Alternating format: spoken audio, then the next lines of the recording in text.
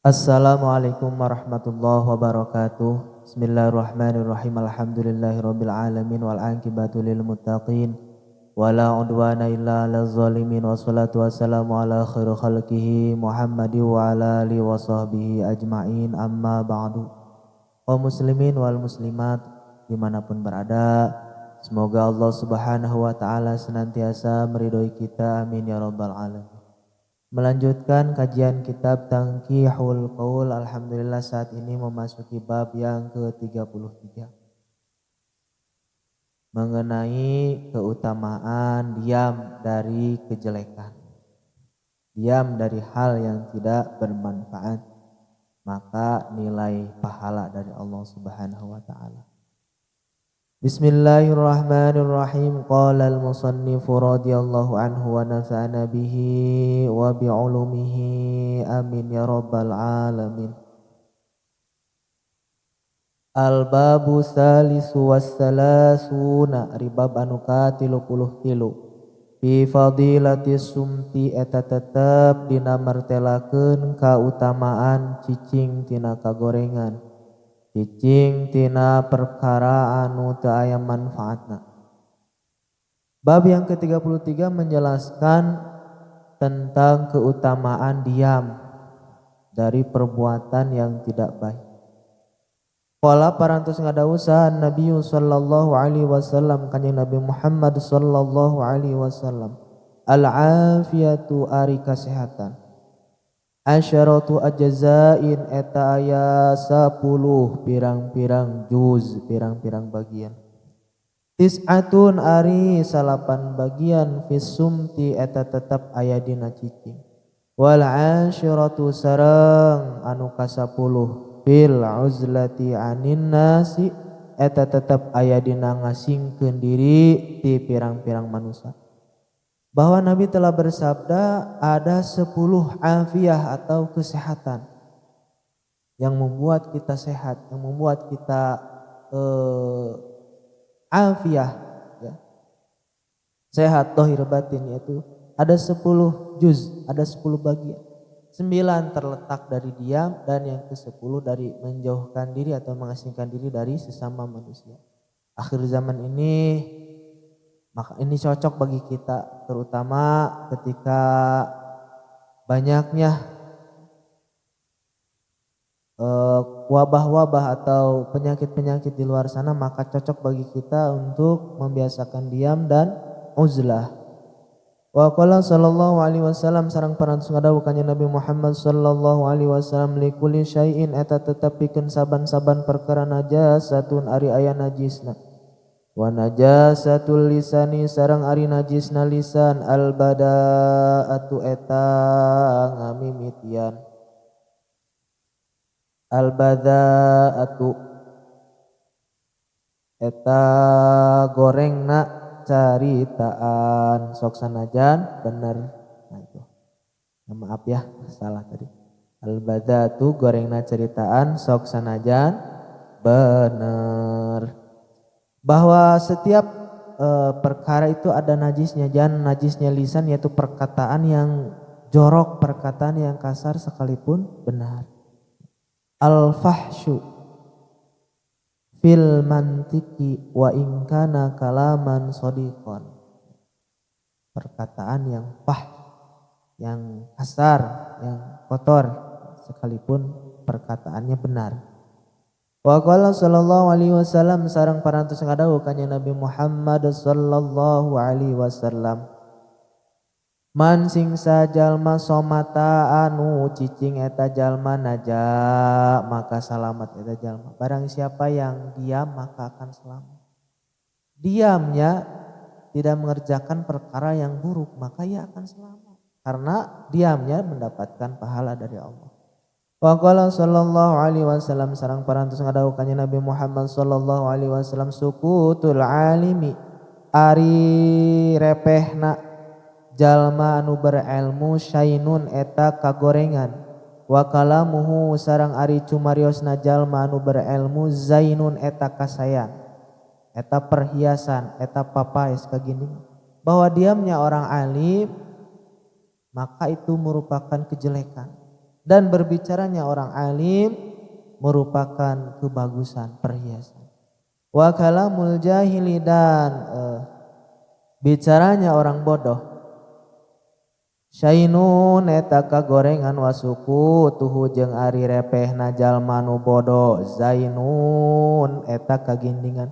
Dan sebaliknya perkataan atau bicaranya orang yang bodoh tidak memakai ilmu maka itu suatu kejelekan dan diamnya merupakan suatu perhiasan kebagusan. Wa qala sallallahu alaihi wasallam sareng parantos ngadawuh Nabi Muhammad sallallahu alaihi wasallam aslul imani ari asalna iman asukutu eta cicing illa kecuali an zikrillahi ta'ala tina zikir ka Allah ta'ala.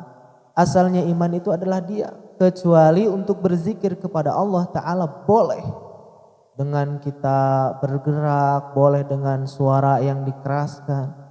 Kenapa boleh? Karena di zaman Rasul sallallahu alaihi wasallam bahwa setelah selesai sholat maka Rasul mengeraskan suara zikirnya sebagaimana yang ada di dalam Sahih Bukhari ya.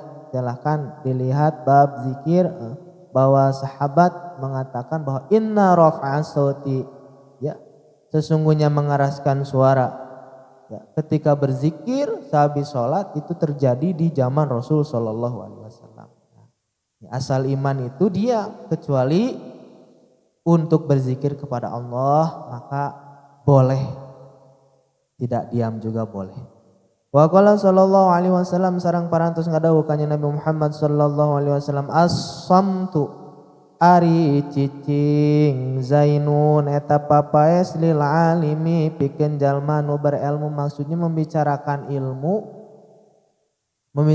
ilmu dengan orang yang bodoh maka cicingna atanapi diamnya orang yang berilmu daripada membicarakan ilmu terhadap orang-orang yang bodoh berdebat masalah ilmu maka itu merupakan kebaikan.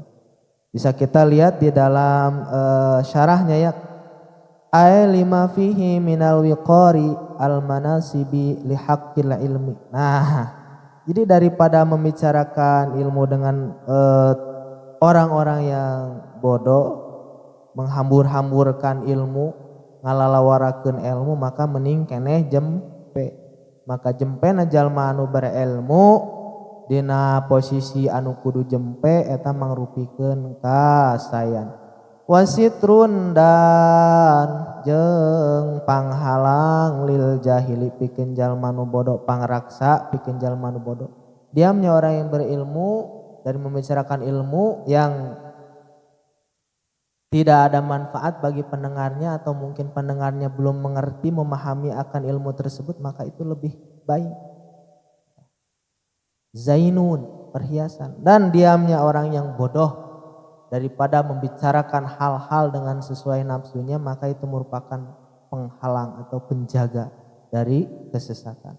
Wa qala sallallahu alaihi wasallam sareng parantos ngadawuh ka Nabi Muhammad sallallahu alaihi wasallam kam min kalimatin mang pirang-pirang tina kalimat salabat anu nyabut eta kalimat nikmatan kana nikmat wa kam min kalimatin jeung sapirang-pirang tina kalimat ya, banyak gitu ya kam teh beberapa jalabat anu narik nikmatan kana siksa anu ngadeukeutkeun kana siksa, bahwa banyak di antara kalimat yang mencabut atau menghilangkan nikmat dan banyak juga di antara kalimat yang mendatangkan atau menarik nikmat siksa.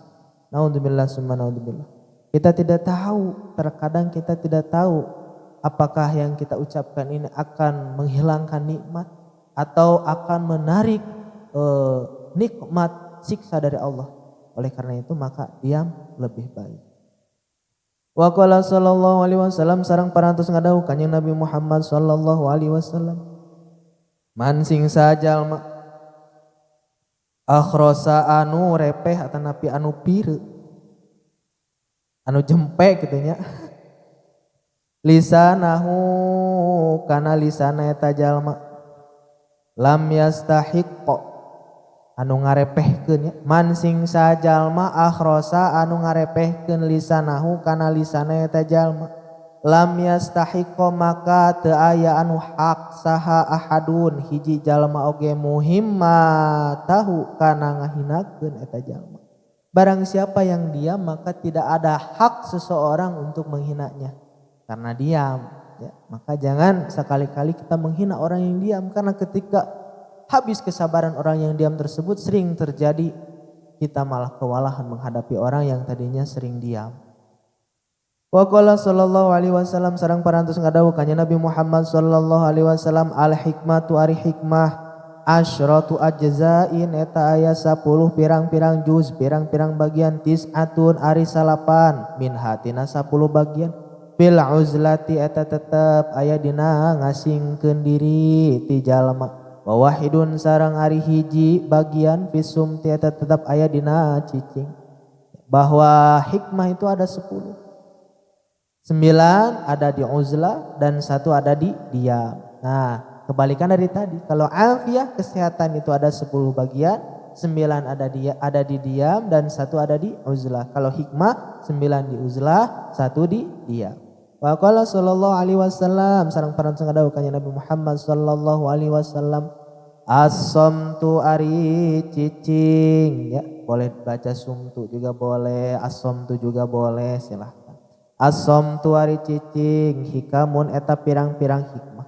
Wa qalilun tetapi nasa eutik saha fa'iluhu anu migawena kana eta cicing, bahwa diam adalah hikmah.